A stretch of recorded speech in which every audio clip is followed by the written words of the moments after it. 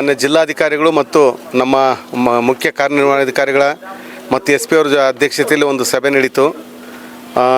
ನಮ್ಮ ಏನು ಏಪ್ರಿಲ್ 5ನೇ ತಾರೀಕು ಮತ್ತು ಏಪ್ರಿಲ್ 14ನೇ ತಾರೀಕು ಜಗಜೀವನ್ ರಾಮ್ ಮತ್ತು ಬಾಬಾ ಸಾಹೇಬ್ ಅಂಬೇಡ್ಕರ್ ಅವರ ಜಯಂತಿ ಬಗ್ಗೆ ಅಂಗವಾಗಿ ಇವತ್ತು ಪೂರ್ವಭಾವಿ ಸಭೆ ನಡೀತು. ಈ ಸಭೆಯಲ್ಲಿ ಸುಮಾರು 1.5 ಗಂಟೆ ಚರ್ಚೆ ನಡೆದು ಎಲ್ಲ ನಮ್ಮ ವಿವಿಧ ಸಂಘಟನೆಗಳ ಪದಾಧಿಕಾರಿಗಳು ಮತ್ತು ಎಲ್ಲ ಪ್ರಗತಿಪರ ನಾಯಕರು ಮತ್ತು ವಿವಿಧ ಸಮಾಜದ ಮುಖಂಡರು ಪಾಲ್ಗೊಂಡು ಈ ಸಭೆಯಲ್ಲಿ ಚರ್ಚೆ ಮಾಡಿ 2 ಜಯಂತಿಗಳನ್ನು ಪ್ರತ್ಯೇಕವಾಗಿ ಆಚರಣೆ ಮಾಡಬೇಕು.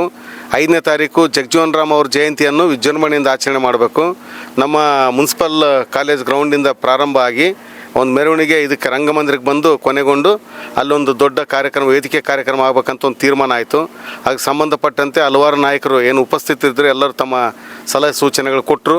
ಆಮೇಲೆ ಅವತ್ತು ಏನು 5ನೇ ತಾರೀಕು ನಮ್ಮ ಜಗಜೀವನ್ ರಾಮ್ ಅವ್ರ ಬಗ್ಗೆ ಹಸಿರು ಕ್ರಾಂತಿ ಹರಿಕಾರರ ಬಗ್ಗೆ ಏನಾದರೂ ಒಂದು ಒಳ್ಳೆಯ ವಿಚಾರಗಳು ತಿಳಿಸ್ಬೇಕು, ಸಮಾಜಕ್ಕೆ ಗೊತ್ತಾಗಬೇಕು ಅವರ ಹಸಿರು ಕ್ರಾಂತಿ ಹರಿಕಾರರು ಅಂಥೇಳಿ ಆ ವಿಚಾರದ ಬಗ್ಗೆನೂ ಹೆಚ್ಚಾಗಿ ಚರ್ಚೆ ಆಯಿತು. ಅದರ ನಂತರ ಏಪ್ರಿಲ್ 14ನೇ ತಾರೀಕು ಏನು ಇವತ್ತು ಜಯಂತಿ ಆಚರಣೆ ಮಾಡಬೇಕಾಗಿತ್ತು.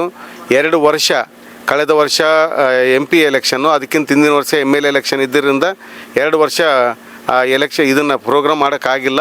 ಆ ಕಾರಣಕ್ಕೋಸ್ಕರ ಈ ಸರಿ ಅತ್ಯಂತ ದೊಡ್ಡ ಮಟ್ಟದಲ್ಲಿ ಭಾಳ ವಿಜೃಂಭಣೆಯಿಂದ ದೊಡ್ಡ ಮಟ್ಟದಲ್ಲಿ ಕಾರ್ಯಕ್ರಮ ಮಾಡಬೇಕಂತ ಒಂದು ತೀರ್ಮಾನ ಆಗಿ ಇಲ್ಲಿರ್ತಕ್ಕಂಥ ನಮ್ಮೆಲ್ಲ ಸಂಘಟನೆ ಮುಖಂಡರು ನಾಯಕರೆಲ್ಲ ಸೇರಿ ನಾವೂ ಜನ ಸೇರಿಸ್ತೀವಿ, ನಾವೂ ಈ ಸರಿ ಒಗ್ಗಟ್ಟಿಂದ ಕೆಲಸ ಮಾಡ್ತೀವಿ ಅಂತಕ್ಕಂಥ ಮಾತನ್ನು ಭರವಸೆ ಕೊಟ್ಟಿದ್ದಾರೆ.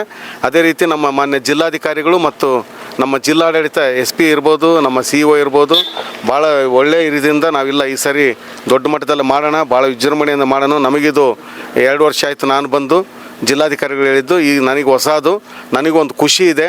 ಅಂಬೇಡ್ಕರ್ ಅವರ ವಿಚಾರಗಳು ನಾನು ಎಲ್ಲ ಜನರಿಗೆ ತಲುಪಿಸ್ಬೇಕಾಗಿದೆ, ನಮ್ಮ ಜವಾಬ್ದಾರಿ ಸಹ ಇದೆ. ಆಮೇಲೆ ನಾನು ವೈಯಕ್ತಿಕವಾಗಿ ಸಹ ನಾನು ಅಂಬೇಡ್ಕರ್ ಅಭಿಮಾನಿ ಇದ್ದೀನಿ.